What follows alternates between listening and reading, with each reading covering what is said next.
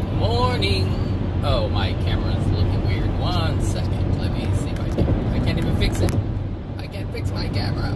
Okay, I can't fix it. Whatever. Okay, so good morning, everyone. Happy Thursday. Hope everyone is doing well.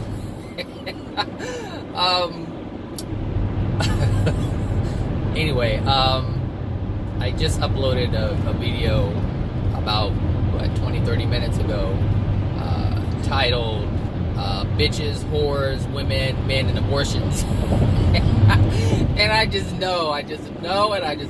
Some people are going to be so offended. My subscribers may go down. That's okay. That's all right.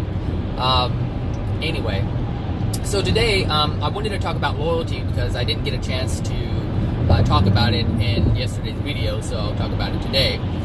So basically, I want to talk about how loyalty is the destructive force in your life. It's what is destroying your life. It is what is keeping you from your desires. It's what's keeping you in a rut. It's what's keeping you from joy, happiness. It's keeping you from everything that is good. Loyalty. And this is the sacrifice. This is the exchange. This is what you're giving up. Like, you're giving up all of the goodness and the grandness of who you are for your loyalty. And loyalty to who? Well, to your family, your friends, co-workers, even yourself. And I recommend that you not even be loyal to yourself. And the reason why I say that is because when we are in a degraded state, we will try to justify, we will try to be loyal to our thinking, our feelings. If I feel this way, I have to honor it. I must be loyal to myself. And that is a good thing if you are in a place of love. If you are in a place of truth, if you are in a place of love, then by all means, absolutely be loyal to yourself. But before all of that, before loyalty to yourself, before loyalty to even God, before loyalty to anything, be loyal to truth and love. Because that is going to be the foundation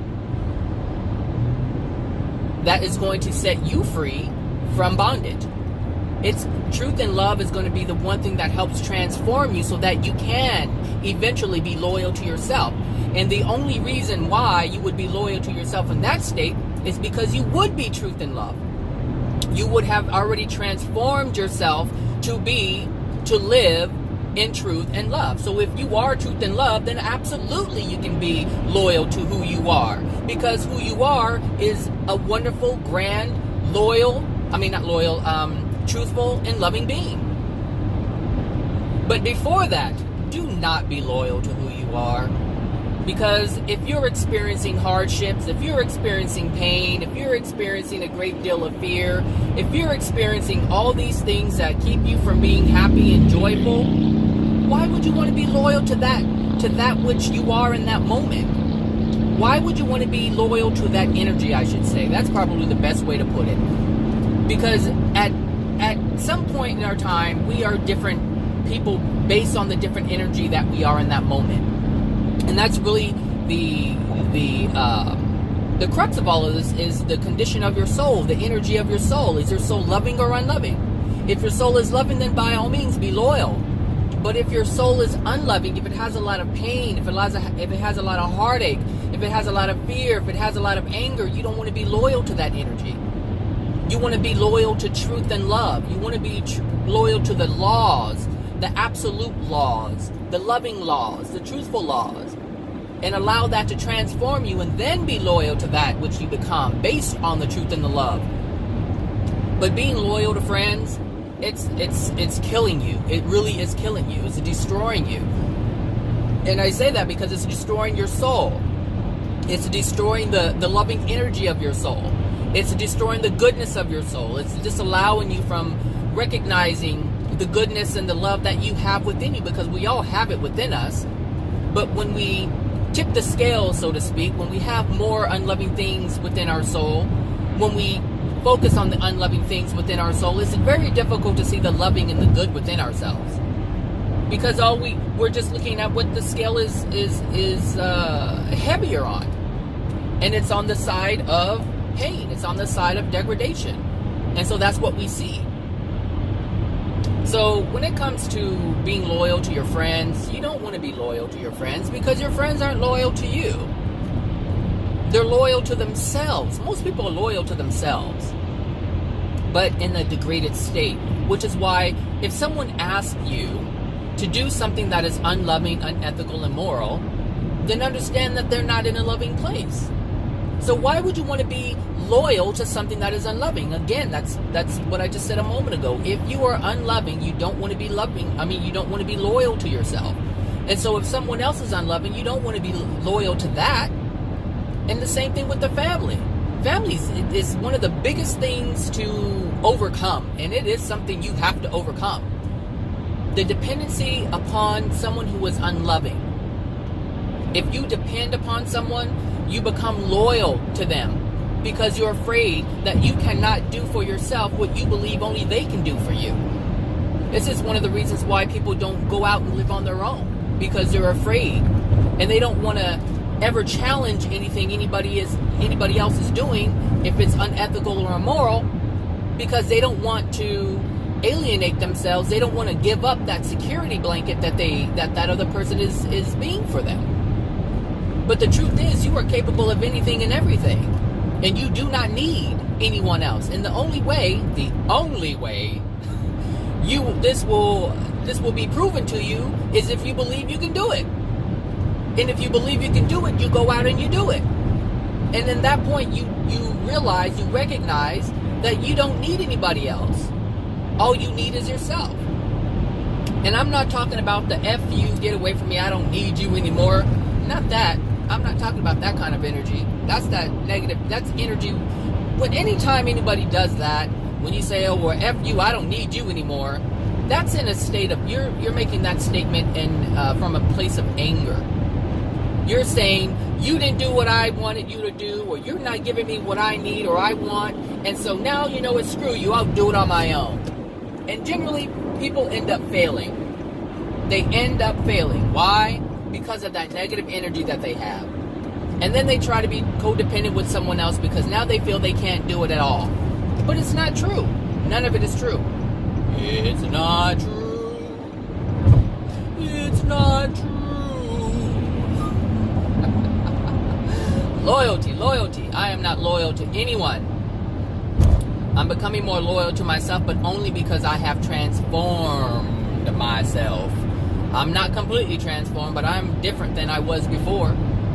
Completely different than I was before. There are things that I used to engage in that I can't even engage in anymore. It's like, why would I want to do that? Transform yourself. Just transform yourself. Be loyal to truth and love. Understand what that is. Understand what that looks like. Understand how you're able to be in alignment with that. Have a desire to be in alignment with that. I have a family member who is, trying to change their life. They were stuck in a rut, and now they're trying to do things differently, and that's good. That's good.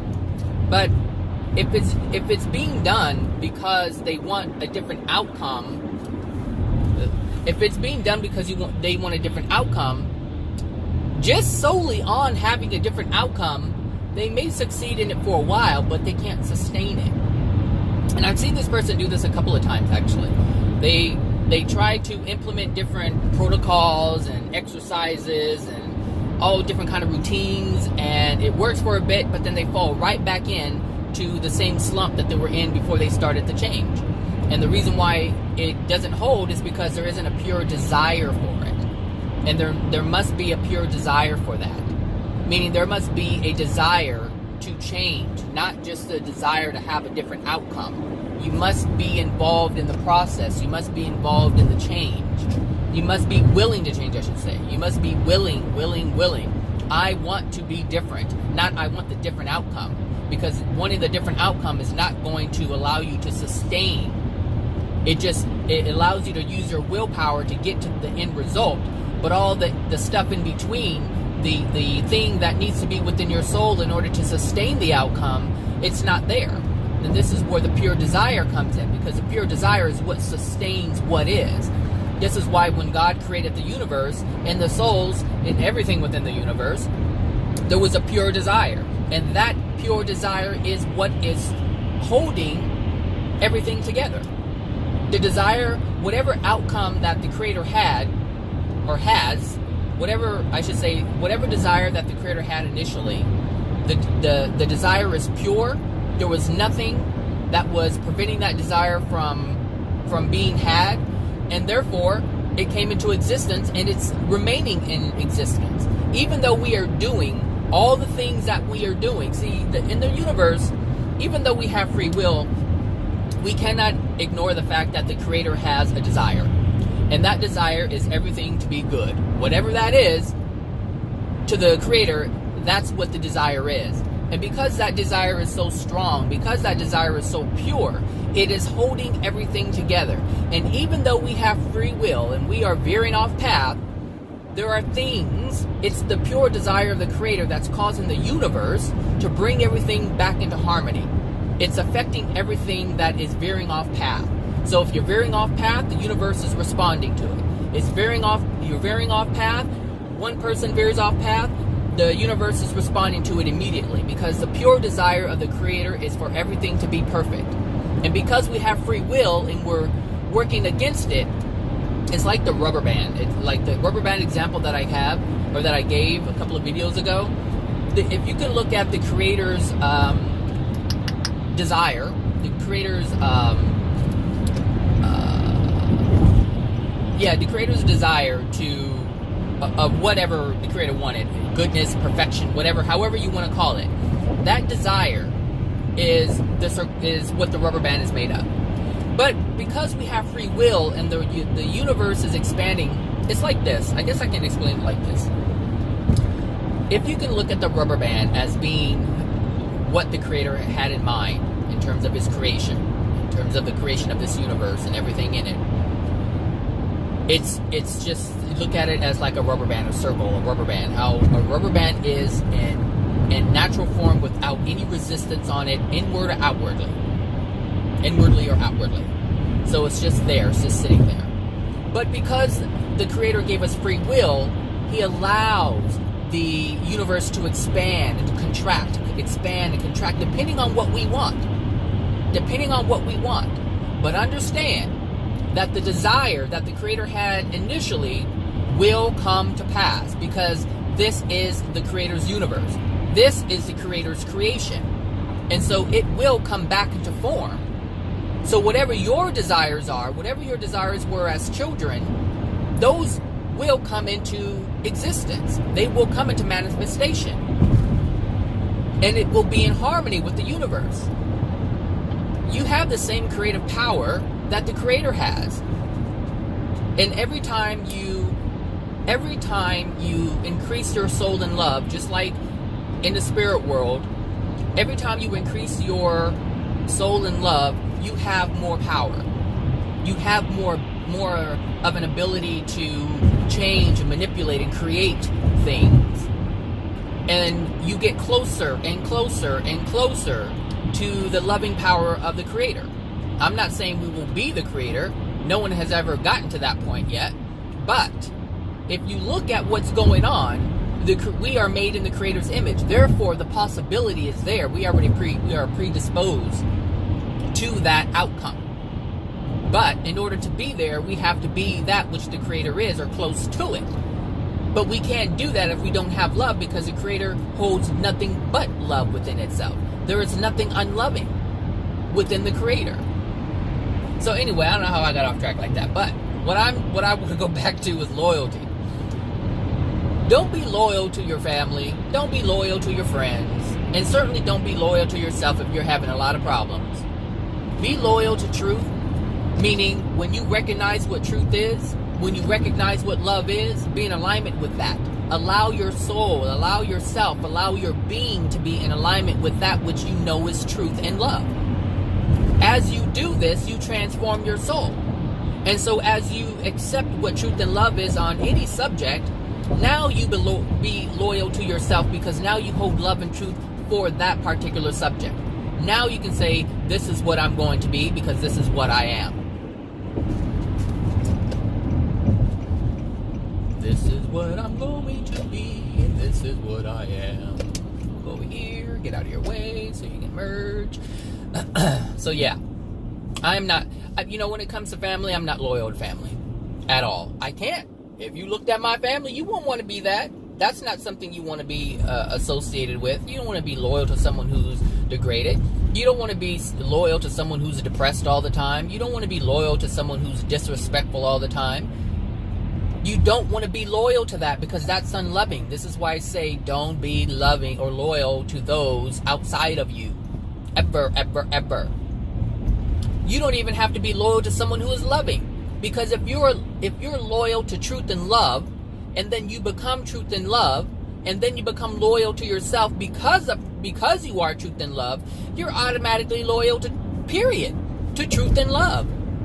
But you don't become loyal to that which is unloving. It's really quite simple, actually.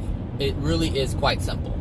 From my perspective now, it's simple. If someone were to tell me this, or have told me this 12 years ago, I'd be like, what are you talking about?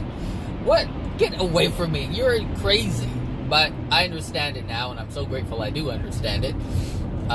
Because I can sit here and talk about it. I can verbalize it. I can feel it, and do it all with a smile, because I know it's the truth. I know that I speak the truth, and I speak it in love. I don't speak it to condemn anyone. I just speak it so someone else can understand it too. Someone else can hear it. Maybe you don't understand it now, but you can hear it. And maybe something will trigger you at some point, and be like, I remember that cat saying that one time. Now I know what he was talking about. But you have a reference. Like, you're hearing it for a reason, even if you don't understand it. Even if you don't agree with it, you're hearing it. Why? Because it's part of your desire. You're just not fully aware of it yet. Because people who say, I want my life to change, I want to have a different experience, I'm so tired of suffering, I'm so tired of being in pain, I'm tired, I want something different, and then you hear a video like this and you're like, this is not what I want. Because you don't know yet. You don't know that this is exactly what you needed. You're not aware that this is exactly what you asked for. You're just not aware of it. So, you don't see it. But you can't ever say that you didn't get what you asked for. And I'm learning that. I'm looking back on my life at all the times I wanted things to change, and all the times that people have, not all the time, but most of the time, some of the times. I'm looking at all the times, again, some of the times, I'm looking at some of the times that people have come into my life and said certain things, and I just looked at them like they were crazy. But the universe had delivered it to me. I asked for it. I wanted to understand this, and I wanted to understand that, and I remember when people were talking about certain new age things that I now understand to be truth, and they're not new age things, they're just truths. It's just something that I didn't even know it was new age back then. And as I learn and keep growing, I learned that it's not new age things, it's just truth. It's just people held certain truths, and they were delivered to me. They were brought to my existence for my experience. Why? Because I asked for it. I just didn't know how to identify it. Like, I knew I wanted something different, but I didn't know that I was being given a tool to help me change, to help grant the change that I truly desired. I didn't know that. I look back at people and I'm like, wow, I could have learned something a lot sooner if I just had known. But I didn't know. I didn't know, and that's fine.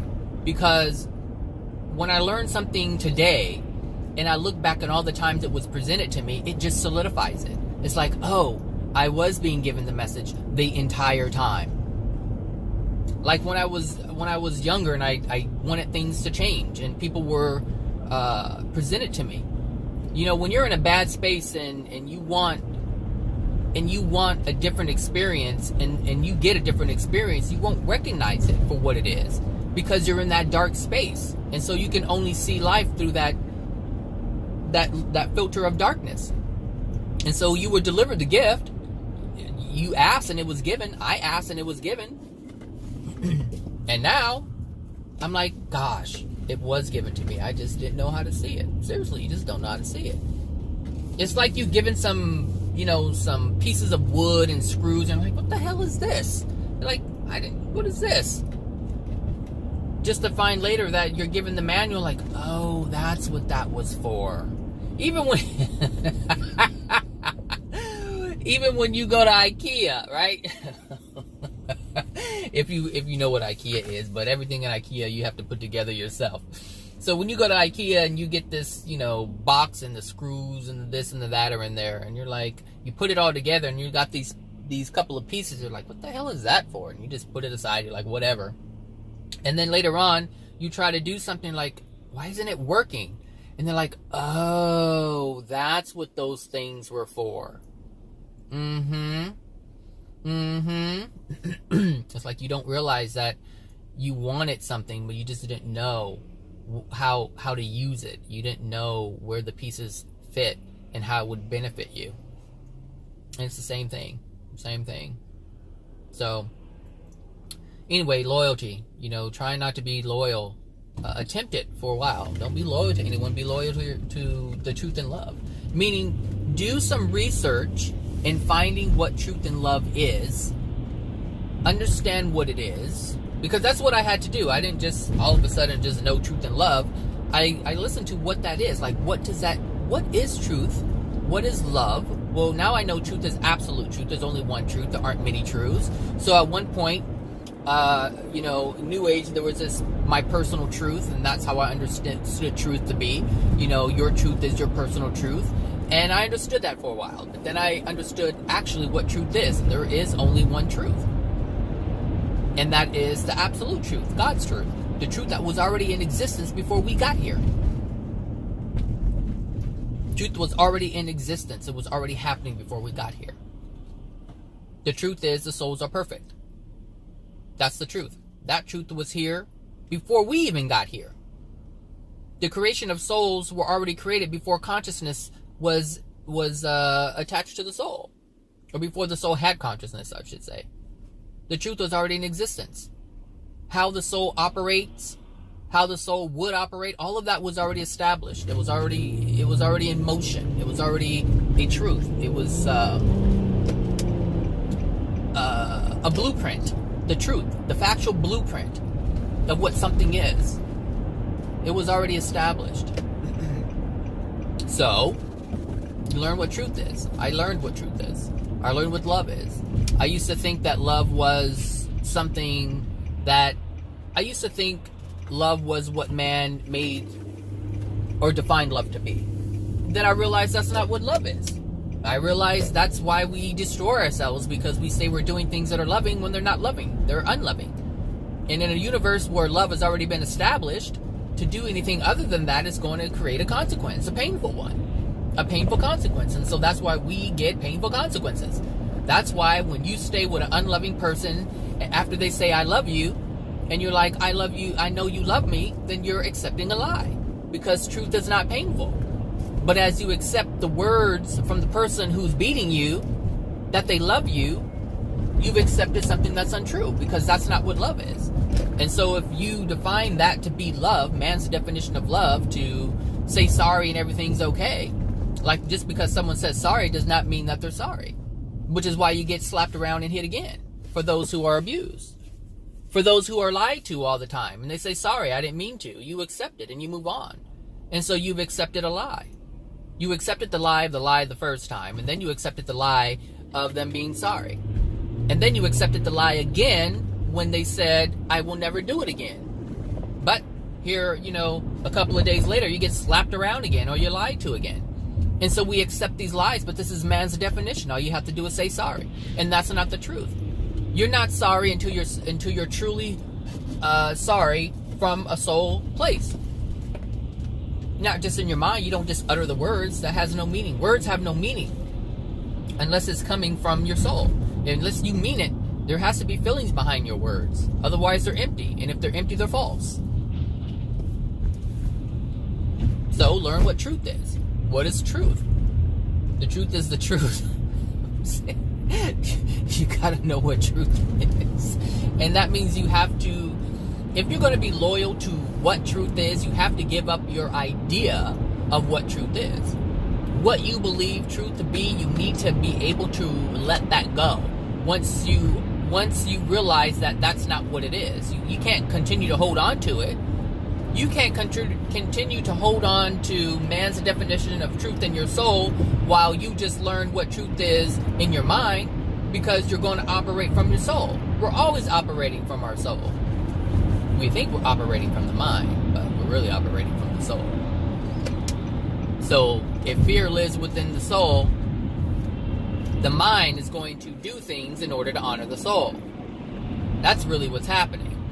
We think the mind is in control, but the soul is always in control. If we have fear, we'll use the mind to justify the fear that's within our soul. Well, the mind is, the mind is a tricky thing. The mind is a tricky thing. But ultimately, we live from our soul.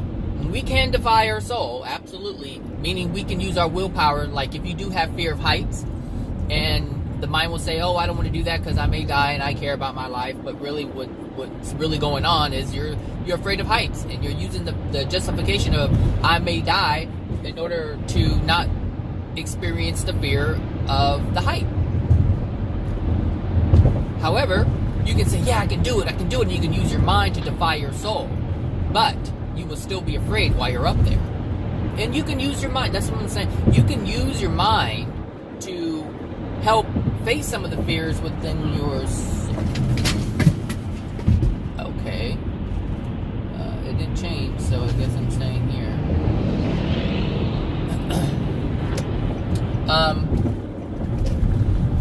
So what fell? I don't know what fell. Anyway, I know what fell.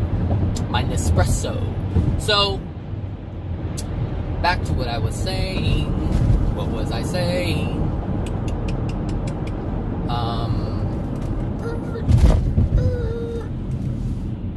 Well, since you're a white BMW, and I just love white BMWs, I'm going to let you go. And because there's another white BMW just all in my vision. Come to me, BMW X Drive. Anyway, that's my next car. So, I was talking about, the mind. So yes, you can use your mind, and you're going to have to use your mind because your soul is compromised. You're living from your soul. You're living from the fear. You're living from the terror. You're living from all the pain that's within your soul, which is why you're all messed up, which is why your life is the way that you don't want it to be. That's why it is the way that it is, because the content's within your soul. So what you have to do is use your mind to teach yourself the truth. You must learn the truth and then have faith in that truth. Get behind that truth. Get your soul into alignment with that truth. But you must use your mind. You can't abandon your mind. You can't abandon it. And this is very interesting because people who suffer from depression, they have completely closed themselves off from their soul and part of their mind, meaning they won't allow their mind to, it's almost like their soul has dominated and they really have disconnected, but at the same time they have disconnected from the mind. Now the mind is free to roam, and that's probably the best way to put it. You no longer have direct thought, you have indirect thought, and the indirect thoughts are based on all the things that are within your soul. So the things that you were told, I can't do it, I'm nothing, I'm worthless, I'm not good enough, I don't know how to do this, I don't know how to do that, they're not going to pick me, nobody's going to want me. All these feelings that are within the soul are now affecting the mind, and the mind is just on autopilot with all this negativity. And so what happens is if you use direct thought, meaning if you use your thought to directly, to be positive, to understand, to learn that you are a perfect being and that you do have the ability to, sorry, I'm looking at this homeless man's camp. You're looking at your perfection, you're looking at your ability to change, you're looking at all the great things that you once believed that you can do. And now you're like, hey, you know what? I can do that. It is possible. And I guess you have hope, if you will. And so you start to change. and you start to get yourself out of that funk. And this is what why it's so important to do the different exercises, whether it's scripting or if you're doing the affirmations, whatever it is that you need to get yourself out of that. And I know I said before, I don't believe in affirmations. That's because I don't believe in affirmations in terms of just speaking words. I believe in affirmations in terms of you having the feeling behind the words, because it's all about feeling. That's how we create. We don't create with our thought. You think, like you think in your mind, oh, I would love to have a brand new car, but if you feel you're not worthy of a brand new car, if you feel that you can't get it, if you feel you can't afford it, if you feel no one's going to approve you, if you feel your credit is never going to be good enough, if you feel you have to struggle, then of course you can have all kinds of thoughts. You can dream, but without action and faith, your dream is just a dream. Merrily, merrily, merrily, merrily, life is but a dream. You have to have action. You have to have faith. You have to have faith and then put the action and put faith in it. Either way, do it either way. Sometimes people do things without having the faith behind it. They're like, I'm just going to do it. Some people just do it. I'm just going to do it. I'm just going to wing it. Well, do something. Do something other than nothing, because nothing is what depression loves. Do nothing. Be nothing. Reach for nothing. Nothing. If that's what you want, that's what you want. But I'm pretty sure that's not what you want. Now, some people may want that because, you have these needy people who like to use people, manipulate people. Oh, poor me, boo-hoo-hoo, poor me, my life is this, my life is that, all because they want someone to feel sorry for them. They can't do anything on their own, meaning they can't create a sense of joy and well-being. They can't create a sense of comfort for themselves based on their actions and the faith in themselves. So they have to rely on someone else saying, oh, you can do it. Life gets better. It's okay. You're like, oh, thank you so much. It feels so good that you're here. But really what they're doing is they're feeding off of the energy of the other person. They're not changing. They're just wasting the other person's time. And the other person, as foolish as they are willing to have their time wasted. Don't ever waste your time on someone who's wasting your time. Understand, like, if someone wants to change, they're going to change. They're going to say, hey, how do I get out of this? Because I really want to change. Versus, oh, my life is this, and my life is that. They are giving you no indication whatsoever that they want to change. I didn't know this before, so I wasted my time. Now, my time is way too valuable to be wasted on someone who doesn't want to change. What am I there for? Just to comfort them in the moment so they can go right back to the same depressed state that they were in before? No. And they're like, oh, you're so heartless, you're so insensitive, and people are suffering. That's right, they are suffering, and that's based on all the shit they got in their soul that they're unwilling to get rid of. Point blank, period. Because if you're an associate of mine or a friend of mine, then you've listened to this stuff or you've seen stuff on Facebook, so you know where I stand. You know all the things that I've talked about. So for anyone to say that I'm insensitive and don't care, there's something wrong with them. There is something completely wrong with them. Because if you can't see it, I can't make you see it. That's what I know.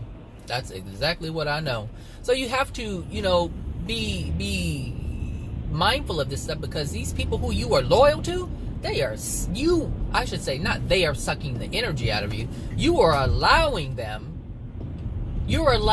actually you're not even allowing them. You're willingly giving up your time for someone who doesn't care about their own. You're willing to waste your time, willing to spend time on themselves, healing themselves, fixing themselves, knowing about themselves, learning about themselves. Look, at the end of the day, if you're not willing to learn about yourself, if you're not willing to understand yourself, you ain't going to change. It ain't going to happen. It is not going to happen. And at some point, you're going to have to realize this. And if you're someone who realizes this now, then you need to stop wasting your time on other people who are not willing to help themselves.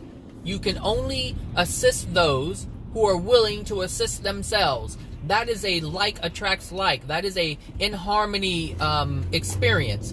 You want to change, or I should say you believe in change, I believe in change, I have this information, you want this information, I have it to give, you have it to receive. That's a win-win right there. That is a win-win situation. But when you have someone who doesn't want to change, and you have a desire to share information to change, it's like void. It's just void right there. Boom. There's a big door. You want to give it, they don't want to receive it. You want to give it, they don't want to receive it. But yet you're steadily trying to give out your energy. Here, I'm just throwing it out the door. And they're like, I can't feel it. I don't know what's going on. Help me, help me. And they got the door closed because they don't want to receive it. Really, if you look at it that way, that's exactly what's happening. You have all this energy, you want to give it to someone. And the thing is, you get exhausted because you're not even in love. You get exhausted, worn out and tired because you're not in love. You're not living in love. Because a loving person would be able to see that the other person is not ready for it. And so the thing is, anytime an unloving, and that's like attracts like, unloving attracts unloving. And so what happens to someone who's unloving who attracts another unloving person? They both end up in pain. Because that's the way of it. That's the law of attraction. An unloving person will experience pain. It is law. It is absolute truth. An unloving person will experience unloving results. So when you think you're loving and you're trying to help, and you keep giving out all your energy, that's an indicator, that's an indication that you are unloving. There is an aspect of you who is not loving yourself, and therefore you must feel the sting of someone not accepting your help, of you not seeing an outcome. Because if you're pained because someone doesn't change, that means you have an expectation, and an expectation is unloving. Hello. Hello. Knock, knock, knock. Hello. But as you become more loving, you understand I can't help you because you're like the bottomless pit. An unloving person is a bottomless pit. You can throw as much energy into it and it's just going to disappear. You're not going to see any results. The bottom of their cup is empty. The bottom of their container is empty. They cannot hold love within themselves. It's just a bottomless pit. And you can throw it in there and throw it in there. How many times have you tried to help someone and you're exhausted? You're like, ugh. I've interacted with people like this in the past, and I'm like, Jesus Christ. I'm like, I help you and I help you. None understanding I wasn't helping anybody at all. I wasn't helping them, and I wasn't helping me. But because the universe is created in love and everything has a loving effect, I can take anything that I did that was unloving and see the truth of it and allow it to heal myself. I can use it as a tool to see the truth of what the truth is and use it, apply it, increase my love, and never do that again. Hello. Hello. Oh my gosh, truth is so amazing. It's amazing, and love is amazing when you hold it. But when you don't hold it, life is so miserable. A miserable person is a person who does not hold love within themselves. And a miserable person is a person who doesn't know how to hold love within themselves. They do not understand truth. It is not their foundation. Therefore, they are standing on sand, and that's why they're always feeling or having the feeling of sinking into the ground. Hello. Hello. Yes. Anyway, this is the fun video. Maybe not for some people, but I sure the hell's loved it. So anyway, I hope you guys are having a wonderful Thursday. The weekend is near. Friday is almost here. And, oh, wait a minute. When is, Cinco de Mayo is Sunday. It's, my mom's birthday is Cinco de Mayo. I wonder what the actual date of her conception is versus her birth date. Huh. That's interesting. I'll find that out at some point. So yeah, that's it. So have a happy Cinco de Mayo if I don't make a video tomorrow on Friday. have your tacos and enchiladas and churros and horchatas and whatever else they have.